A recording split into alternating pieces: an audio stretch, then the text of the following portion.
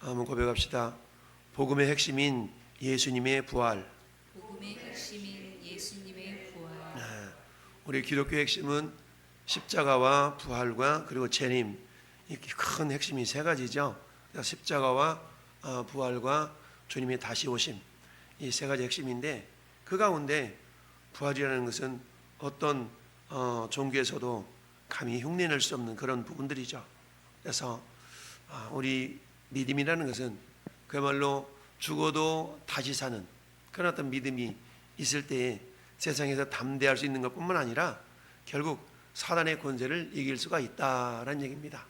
여러분, 마귀가 무기로 사용하는 것 중에 한 가지가 뭐라고? 죽음이라고. 죽음, 사망 권세라 그러죠.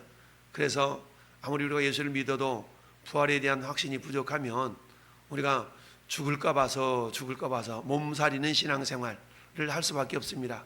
그런 사람을 굳이 신앙인이라기보다는 종교인이라고 말할 수가 있는데요. 그런데 부활의 신앙이 확실하다 그러면 어떤 상황 속에도 죽어도 다시 산다라는 그런 믿음이 있기 때문에 마치 우리 히브리서 11장을 부활장이라고도 말하기도 하고 믿음장이라고 말하기도 하잖아요.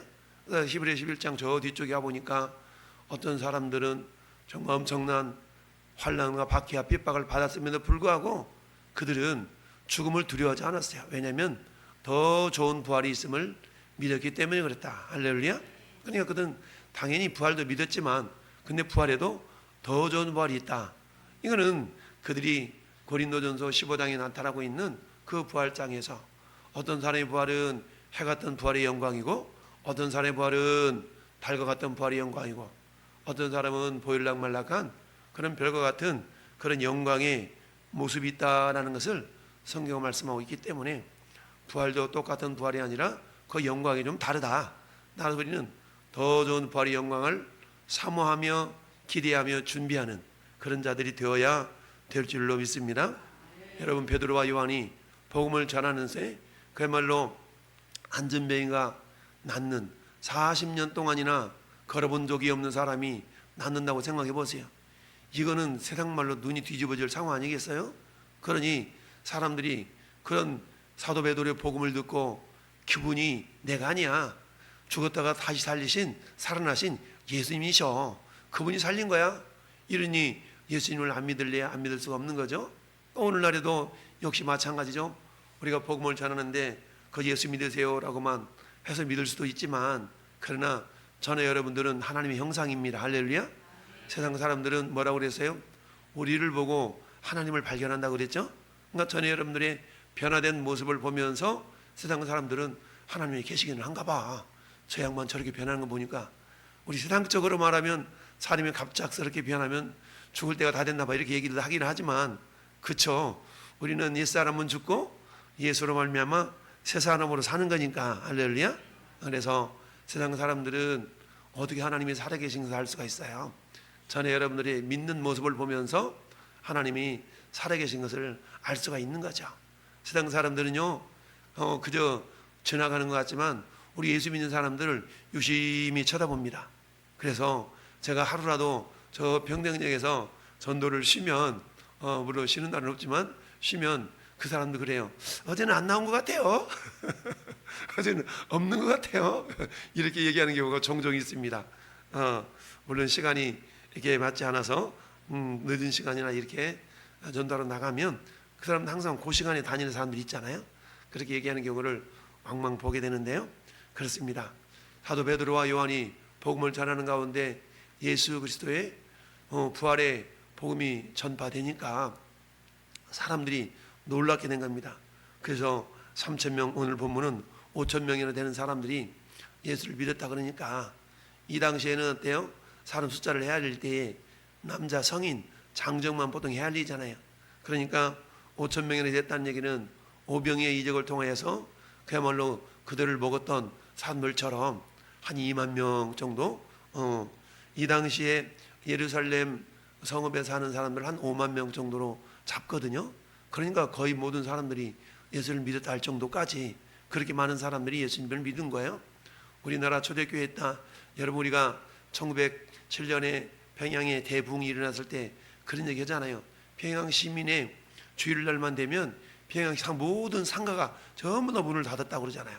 그 정도까지 평양의 온 시민들이 예수님 믿고 주일이 되면 예배하러 가는 그런 진풍경이 벌어졌다라고 얘기하는데, 그랬던 동방의 예루살렘이라고 불림을 받았던 평양이 지금은 곳곳에 저 북한에 가보면 전국에 김일성, 김정은 동상이 수만 개가 있다고 그러잖아요. 수만 개가. 예배당 자리는 전부 다 사라져가지고 우상의 자리가 다 대체가 되졌고, 이제 남북이 통일이 되면 그런 자리들이 다시 예배당으로 변화가 돼야 되지 않겠어요? 이를 위해서 우리가 해야 될 일은 정말 북한을 품고 기도하고, 북한 국민들이 무슨 죄가 있겠어요? 지도자 잘못 만난 죄지. 그러니까 하나님께서는 정말 저 김정은이 공산 정권이 무너지고, 여러분 지금도 저 공산당에 있는 그 고위 관료들, 이런 사람들은요 우리 한국에 있는 잘 사는 사람보다 더 잘 살아요. 근데 그게 몇 명이에요? 소수 몇 명. 평양 중심가에 있는 소수 몇 사람만이 그렇게 사는 것이지, 평양에 있는, 아니 북한에 있는 2,600만 명 대부분의 사람들은 그야말로 고통과 어려움 속에 살아가고 있는 거 아니겠어요? 그들에게 진정한 복음이 증거되어지고 그들을 자유케 할 날이 하루하루 다가온 줄 믿습니다. 어찌하든 사도 바울, 사도 베드로가 요한과 더불어서 복음을 전하는데 놀라운 일이 발생하니까, 이게 어떤 일이 발생하느냐? 문제가 생겼어요. 어떤 문제냐? 1절에 있는 말씀처럼 사도들이 백성에게 말할 때에 제사장들과 성전 맡은 자와 사두개인들이 이르러, 그러니까 세 부류 사람들이 지금 이 사도들한테 다가왔어요. 그러면서 제사장, 성전 맡은 자, 사두개인, 한마디로 이 사람들은 성전을 맡아서 섬기는 그런 부류, 즉 제사장 부류들이거든요. 그러면 이들이 사도 베드로가, 요한이 복음을 전하는 모습을 듣고, 야, 우리가 잘못 알았구나, 그 예수님은 벌써 정말 살아나셨네 라고 믿고 그들도 복음을 받아들여야 되는데, 그렇지 않았어요. 그렇지 않고 2절 보니까 예수 안에 죽은 자들의 부활이 있다고 백성을 가르치고 전함을 어떻게 했어요? 싫어하다. 이 싫어하다라는 얘기는 디아포네오라는 단어인데요, 이 단어는 어떤 의미냐, 그냥 싫은 거, 나 싫어, 이런 게 아니라 막 싫어가지고 우리 사투리로 열불 난다 그러잖아요.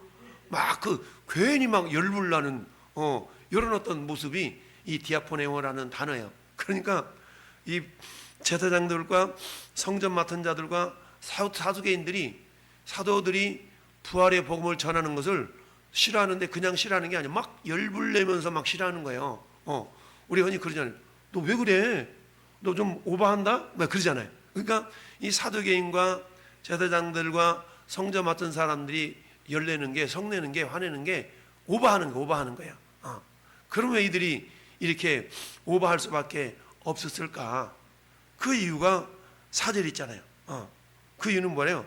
말씀을 들은 사람 중에 믿는 자가 많으니 남자의 수가 5,000명이나 되었더라. 이 5,000명들은 어떤 사람들이에요?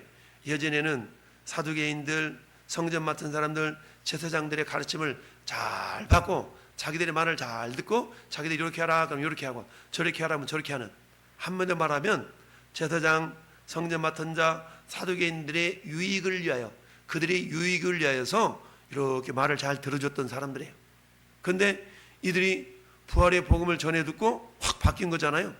그러니까 제사장들, 성전 맡은 자들, 사두개인들은 한마디로 말하면 이들은 이 당시에 로마인들과 적당하게 결탁해서 자기들의 이익을 굉장히 누렸던 사람들이에요. 그러니 그 시대에 사회 주류층을 형성했던 사람들이 이 사람들이에요. 그러니 이들의 기득권이, 지금 사도들이 전하는 복음을 듣고 자기들의 기득권을 유지시켜야 줘야 될 그런 백성들이 오히려 변화가 되어져서 부활의 복음을 듣고 변화가 되니까, 한마디로 말하면 자기들의 먹잘 것이, 자기들의 먹잇감들이 사라지니까 화를 내고, 이것들 봐라, 이렇게 해서는 안 되겠다, 이러면 우리의 이익이 사라지잖아, 그런 저놈들을 가만 놔두면 안 될 것 같아 라고 해서 더욱더 화를 내고 부활을 가르치는 것을 싫어하고 있는 거죠. 그래서 이런 모습을 보면서 가만히 있지 아니하고 요동하지 않고 복음을 전하는 일에 열중할 수 있는, 그럼에도 불구하고 어때요? 사도들은 어때요? 이들이 방해한다고 그래가지고 음매 무서워 기죽어 이러지 않았죠. 그럼에도 불구하고 어때요? 이들은 더욱더 담대하게, 여러분 성령의 권능이 임하니까, 성령의 능력이 임하니까 1장 8절에 있는 것처럼 오직 성령이 너희에게 임하시면 너희가 권능을 받고, 할렐루야, 권세와 능력을 받고 어때요? 담대하게 예루살렘과 온 유대와 사마리아 땅 끝까지 이르러 내 증인이 되리라 라고 말씀하고 있죠. 예전에는 어때요? 계집종 말 한마디에 그야말로 나 저 양반 몰라 라고 하면서 예수님을 부인했던 그게 그 제자들, 사도들 아니었어요? 그랬는데 이제는 어때요? 자기를 잡아서 핍박하려고 하고 결박해서 밤새도록 잡아놨다가 어때요? 이튿날까지 가두었어. 왜 그러냐면 이 당시에 유대의 법으로 말하면, 율법으로 말하면 저녁에는 무슨 일을 하면 안 돼. 그래서 낮에 빨간 대낮에 이들을 이렇게 저기를 해야 되거든요. 그래서 어때? 날이 저물었으니까 이튿날까지 가둬두었어요. 그렇다고 해서 이들이 기가 죽거나 위축하거나 그러지 않았던 겁니다. 담대했던 겁니다. 왜 저럼 이렇게 담대할 수 있었을까? 그건 다른 게 아니죠. 부활하신 주님이 올라가시고 주님의 영이신 성령님을 보내주셨기 때문에 오직 성령이 너에게 임하시면 너희가 권능을 받고, 성령이 임한 사람들의 특징은 뭐니 해도 담대합니다. 할렐루야. 왜요? 성령이 임했다는 얘기는 죽어도 다시 사는 부활의 믿음이 임했다는 거 아니겠습니까? 우리들도 마찬가지. 여러분, 사망, 이 죽음이라는 거는요, 죽음이라는 것은 마귀도 사용하시지만 우리 주님도 사용하세요. 근데 마귀는 우리들에게 이 죽음을 무기 삼아서 우리를 위협해. 너 그러다 죽어 적당히 해. 마귀는요, 우리 신앙생활을 적당히 하라 그러잖아요. 적당히 해가지고는 아무 일 안 일어나요. 우리는요, 목숨 걸고 하는 겁니다. 할렐루야. 목숨 걸고. 그런데 우리 하나님은 어때요? 죽어도 괜찮아. 죽어도 까지 그 죽으면 천국인데 죽어도 다시 살잖아. 할렐루야. 이런 부활의 복음이 있기 때문에 이 죽음이라는 것은 성령 충만한 자들에게는 어때요? 죽어도 다시 산다는 부활의 능력이 있기 때문에 담대하지만 성령의 능력을 덧입지 못한 자들한테는 어때요? 죽을까봐 몸살이는 신앙생활을 할 수밖에 없는 겁니다. 이러다 죽으면 어떡해. 가지고 죽으면 천국이지. 이런 믿음을 가져야 되는데 그렇지 못한다는 얘기입니다. 그러니까 제사장들과 성전 맡은 자들과 사두개인들이 어때요? 이 죽음을 무기 삼아서 사람들을 위협하는 거야. 믿음이 부족할 때는 어때요? 그들 위협에 넘어가가지고 어때? 그래, 이러다가 내가 죽으면 큰일 나지.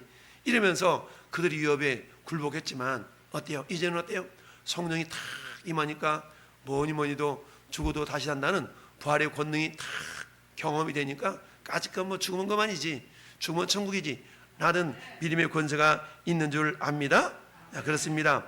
제사장들과 성전 맡은 자, 이 사두개인들, 이 사람들 어떤 사람들이에요? 제사장은 어때요? 예배를 주관하고 예배를 인도하고 하나님을 전적으로 의지하고 섬기는 사람들 아니에요? 그러면 이들이 성경을 제대로 알았더라 그러면 사도들이 전하는 부활의 복음을 듣고, 야, 우리가 잘못 알았구나. 구약 성경은 오실 메시아, 그 주님은 죽었다고 다시 살아난, 나는 그런 복음이 충분하게 기록되어 있음에도 불구하고 이들은 어때? 일부러 그런 것을 받아들이지 않은 겁니다. 왜? 자기들이 기득권이 날아갈 것을 알았기 때문에 그걸 내려놓기가 싫은 겁니다. 여러분, 우리 국회의원들 생각해 보세요. 국회의원 한 사람이 되잖아요. 한 사람이 국회의원이 되면 그들이 가지고 있는 이익이 뭐 200가지가 된다고 그러잖아요. 199가지래나? 이런 거 되잖아요. 별의별 이익이 다 주어지는 겁니다. 그러니까 우리 대한민국의 국회의원들처럼 수많은 이익이 있는 사람들이 없대요. 그러니 한번 다 그 맛을 본 사람들은요, 그 맛을 본 사람은 또 국회의원이 되고 싶어가지고 이리 빌부터 저리 빌부터, 이리 줄 서 저리 줄 서. 그들이 예수를 믿고 신앙인이고 심지어는 그들 가운데 장로님들도 있거든요. 안수집사들도 많아요. 근데 그들 가운데 정말로 빛의 역할을, 소금의 역할을 감당하나요? 그렇잖아요. 똑같아. 제사장들, 사두개인들, 성전 맡은 자들, 이들이 뭐예요? 이들이 정말로 하나님의 말씀을 제대로 알았더라면 부활의 복음을 전하는 베드로와 요한의 말을 듣고, 야, 우리가 어찌할꼬 이래야 되는데 어찌할 거가 아니라 오히려 그들을 죽이는 겁니다. 여러분, 예수님 당시에 예수님 살아계실 때도 됐습니까? 나사로가 죽었잖아요. 나사로가 죽었어. 그랬는데 그 나사로가 죽었는데 그냥 죽은 게 아니라 죽어서 며칠 지났어요? 4일 지났어. 4일 지나고 이미 이 염해가지고 무덤에 묻어놨어. 돌문을 닫아놨어. 그러니까 4일이면 시체가 부패하잖아요. 부패. 그랬음에도 불구하고 예수님이 뭐라고 그래요? 야, 네 동생 어디다 오라 몇 놨어. 얘 무덤에 놔뒀는데 가자. 그랬더니 아우 지금 죽어가지고 썩은 냄새 나는데요. 예수님 뭐라고 말씀하세요? 무슨 소리야? 내 말을 믿으면 하나님 영광을 보리라 하지 아니했느냐? 할렐루야. 무덤을 옮겨놓으라는 겁니다. 무덤을 옮겨놓으라. 썩은 냄새 나는데요. 옮겨놓으라니까 무덤문을 옮기는 순간 주님 말씀합니다. 나사로야 나오너라. 할렐루야. 수족을 배로 동인 채로 옛날 중국 영화 강시처럼 수족을 배로 동인 채로 나왔다고 그래서 할렐루야. 불어넣어 다니게 하라. 여러분 썩은 냄새 났던 이 나사로가 세살을 돋고 마치 에스겔 37장의 에스겔 골짜기에 썩어 그야말로 마른 뼈들만 무성했던 마른 뼈들이 성령이 임하니까 할렐루야. 가죽이 생기고 힘줄이 생기고 군대를 이루었던 것처럼 할렐루야. 우리가 명목상의 그리스도인들이 아니라 저와 여러분들은 성령 충만한 주님의 군사들이 돼야 됩니다. 그런 사람은 어떤 상황 가운데서도 우리가 기죽지 아니하고 여러분 담대하게 복음을 전해야 될 줄로 믿습니다. 사도 베드로와 요한이 성령이 충만하니까 그들이 가졌던 그런 사명이 뭡니까? 어떤 상황 가운데서도 복음을 전하는 거 아니겠어요? 너희들이 잡아 죽인 그 예수님은 죽지 않았어. 다시 살아나셨어. 사망 곳에 이기시고 살아나셨어. 라고 담대하게 복음을 전하게 되었던 것이죠. 여러분 우리 주님이 말씀합니다. 너희가 하나님과 세상을 겸하여 섬길 수가 없다. 지금 이들은 기득권을 가지고 있었습니다.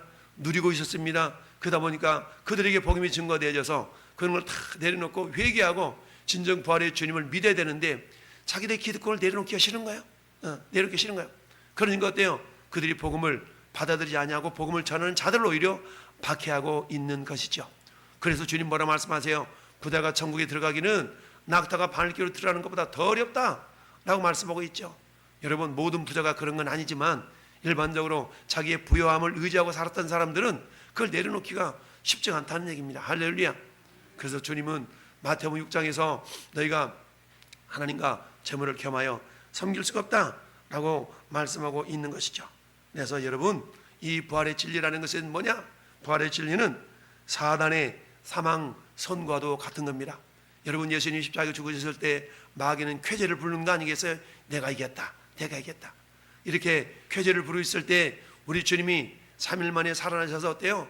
그 사단의 권세에 대해서 무슨 소리에 나 살았다 라고 사단의 사망 권세를 사망을 선고하는 그런 주님의 부활의 능력인 줄 믿습니다. 이 부활의 권세가 오늘 저와 여러분한테 그대로 임해 있습니다. 할렐루야.